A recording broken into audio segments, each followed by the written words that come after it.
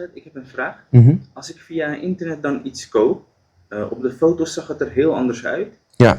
En ik krijg het binnen en het ziet er gewoon heel anders uit. Heb ik Ja. dan volgens islamitisch recht op zo'n GA? Zeker. Dan heb je Ghiyar Ru'ya wordt het genoemd. Dus dat is de optie op het moment dat je iets koopt wat je niet hebt gezien. En in ieder geval, waar alle geleerden dan in ieder geval ook over eens gaan zijn vanuit de 4 wetscholen, even meningsverschil daar weggelaten, is dat op het moment dat je iets koopt dat je niet hebt gezien en het voldoet niet aan bijvoorbeeld de beschrijving of de foto bijvoorbeeld die is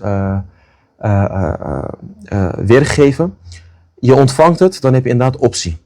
Omdat je iets hebt gekocht wat je niet hebt gezien, dan heb je dus de optie om of eventueel het product te accepteren zoals hoe het is, of eventueel om het contract te ontbinden, waarbij het product dus terug gaat naar de verkoper en jij dus als koper zijnde jouw betaald bedrag, de prijs weer, terug in ontvangst neemt.